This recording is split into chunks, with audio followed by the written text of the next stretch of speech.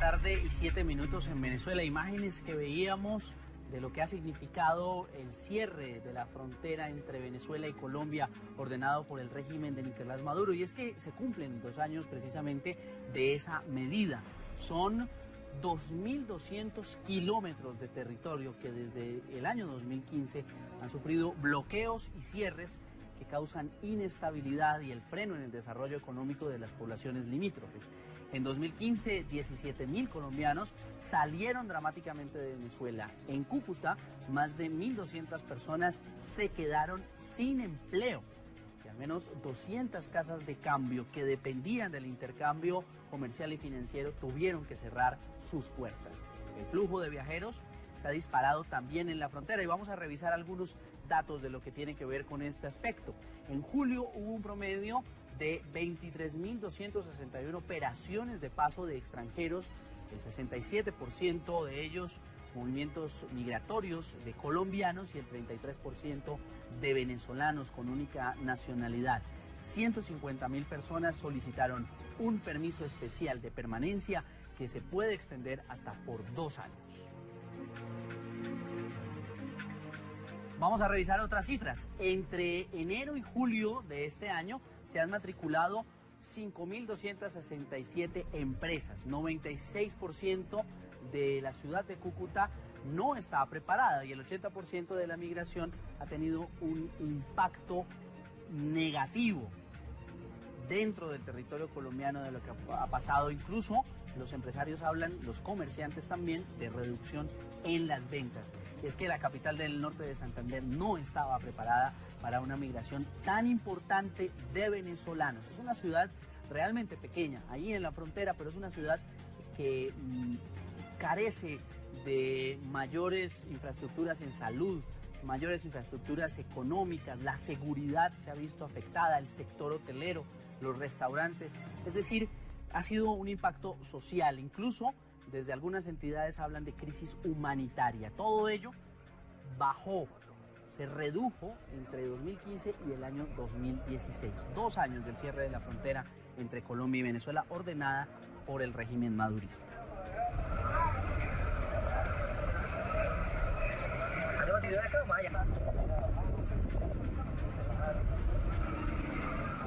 Estas cifras hacen parte del impacto socioeconómico de la migración en norte de Santander que realizó la Cámara de Comercio de Cúcuta y que está presentando esta semana los datos por 2 años de bloqueos y el cierre en la frontera. A esta hora tenemos contacto precisamente con Carlos Luna, es el presidente de esta entidad allí en la frontera entre Colombia y Venezuela. Señor Luna, gracias por estar con nosotros. Muy buenas tardes. La verdad, el impacto desde el cierre del 2015 a agosto del 2017 ha sido grande. El impacto en cifras, inicialmente podemos plantearla desde el desempleo en la ciudad de Cúcuta. Ha crecido 2 puntos en la cifra del año 2015 con respecto al año 2017. Con respecto a las cifras de informalidad, mantenemos un lugar cercano al 70% de informalidad, liderando de manera triste, digamos, ese indicador en el país. Es claro que el tema de seguridad se ha visto afectado. Volvimos a ingresar en las 50 ciudades más peligrosas del mundo, lamentablemente. Entonces, creemos que el impacto ha sido grande, un impacto social, económico y de seguridad. Entendemos claramente que es una situación que se salió de cualquier prevención que se pudiera tener. No solamente están llegando venezolanos, están llegando en gran parte también colombianos, hijos de colombianos que tienen derecho de estar en el país. Lo que hemos querido es claramente no solamente identificar y visibilizar el impacto que hemos tenido, sino también hacer planteamientos, y en eso estamos trabajando desde la Cámara de Comercio de Cúcuta. Ahora, señor Luna, teniendo en cuenta esta introducción que usted nos presenta, ¿cuál es el sector más afectado en norte de Santander? Hubo un decrecimiento en el registro de empresas, en el registro mercantil este año, cercano al 17%. Ha decrecido digamos, el registro de empresas. Ha aumentado en un 22% el cierre de empresas, digamos, en nuestros registros. Lo que sí creemos, claramente, pues el comercio, los servicios, el sector de la minería inicialmente, pues de gran parte del carbón del norte de Santander salía por el sur del lago de Maracaibo, por el puerto de La Ceiba. El transporte digamos, también por el tema del intercambio, entre Colombia y Venezuela, transporte de carga también se ve afectado inicialmente, pero ha recuperado claramente porque ha aumentado un flujo de pasajeros hacia el interior del país. Más allá, digamos, de ese impacto, lo fundamental es visibilizar claramente que es también, pues, una oportunidad, digamos, de poder, de la ciudad de crecer su consumo. Lo fundamental es trabajar en ese sentido y queremos hacer un planteamiento que lo hemos hecho ya el Gobierno Nacional en cabeza de dos ministerios muy poderosos del trabajo y de comercio para que se pueda integrar económica y laboralmente a los colombianos y a los venezolanos que estén legalmente en el país en un plan que incluya todo el país y no solamente las zonas de frontera. Según el Departamento Administrativo Nacional de Estadística de Colombia, Cúcuta es una de las ciudades de Colombia con mayor porcentaje de desempleo. En este momento de migración de venezolanos y de colombianos viviendo en esta zona de frontera, ¿cómo? Sí, históricamente tenemos unos indicadores de desempleo muy altos, digamos, a través de los últimos años. Esto se ha visto incrementado, obviamente, con la llegada de miles y miles de personas. Unas, obviamente, siguen hacia el interior del país y otros siguen hacia terceros países, pero la gran mayoría, digamos, un porcentaje muy alto permanece en la ciudad.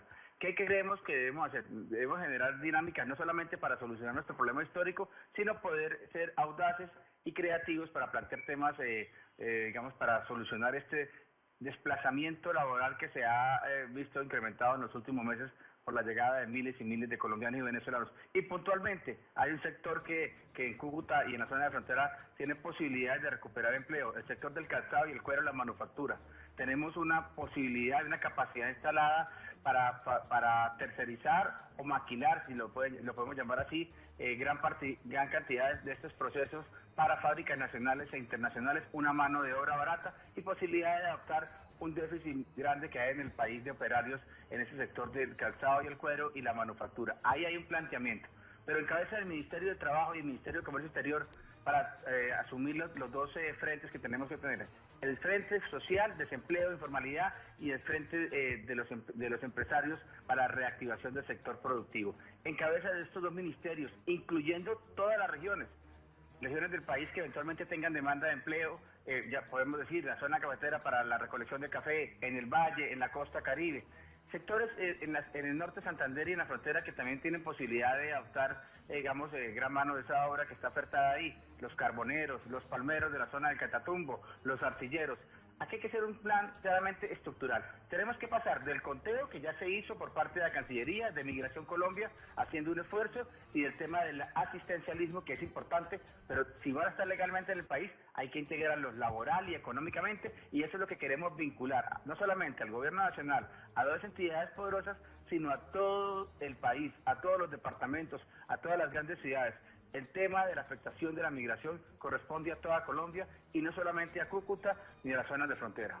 Ahora, señor Luna, ¿han solicitado al Gobierno Nacional beneficios para fiscales exclusivos para el departamento y así reactivar el sector del empleo, reactivar la oferta laboral? Sí, nosotros hicimos una encuesta a 376 empresarios de todos los sectores, digamos, desde la Cámara de Comercio, en el Observatorio Económico de la Cámara de Comercio. Y claramente ahí salen resultados bien interesantes, entre esos ese planteamiento de beneficios para que las empresas locales y regionales en el departamento norte de Santander, y por qué no también en las zonas de frontera, porque en La Guajira se está viendo lo mismo, en Arauca, en el Cesar, en la frontera, en todos los departamentos de la frontera con Venezuela, la llegada masiva de miles y miles de colombianos. ¿Por qué no plantear y trabajar, y eso queremos hacerlo con la ministra de Trabajo, unos beneficios para fiscales para que puedan tener posibilidades de contratar no solamente a los colombianos que vengan, sino a los venezolanos que legalmente estén en el país y que también tienen la posibilidad de aportarnos, darnos su conocimiento, la experiencia en algunos sectores, especialmente en la industria, mano de obra calificada o no calificada, como para el tema de los carboneros o los palmeros. Pero aquí hay que plantear una estrategia integral. Tenemos que pasar de contarlos a integrarlos laboral y económicamente. Ahora, finalmente, ¿cómo operaría el Centro Integral de Recibimiento al Migrante que ustedes están proponiendo? ¿Cómo sería su financiación?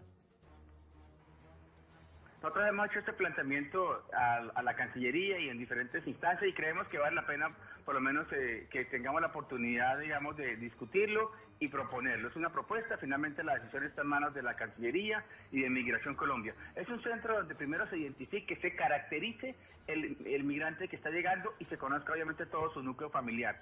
De ahí se redireccione a las entidades públicas y privadas.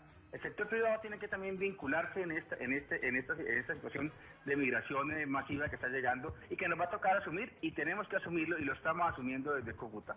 Redireccionarlo para que podamos claramente identificar dónde están las ofertas de servicios y las posibilidades de que queden insertos en los beneficios, no solamente de servicios, de salud, educación y de identificación en el caso de la registraduría, sino que también puedan tener posibilidades de integrarlos en algunos sectores productivos.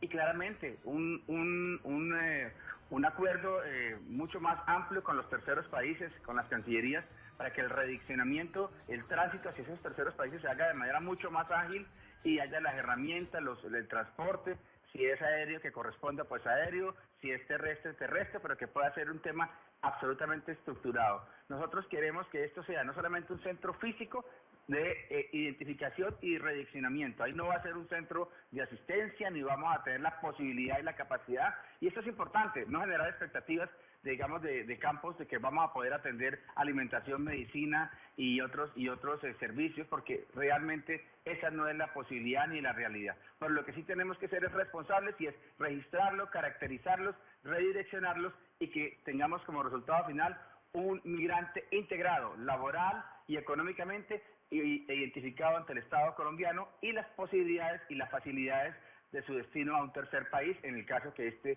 sea la decisión que corresponda. Es Carlos Luna, el presidente de la Cámara de Comercio de Cúcuta. Gracias por estar con nosotros en la tarde fin de semana. Muy buenas tardes a todos ustedes y muchas gracias. 2 años del cierre.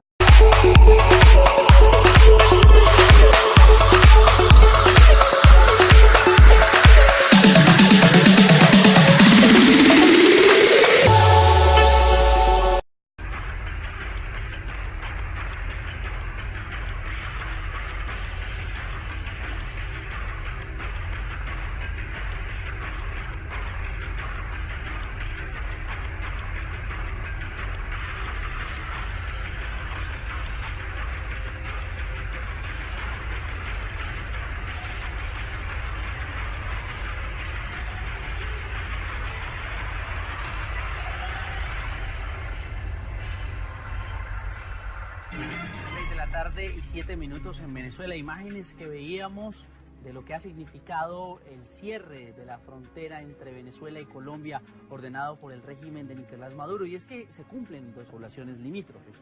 En 2015, 17.000 colombianos salieron dramáticamente de Venezuela. En Cúcuta, más de 1.200 personas se quedaron sin empleo.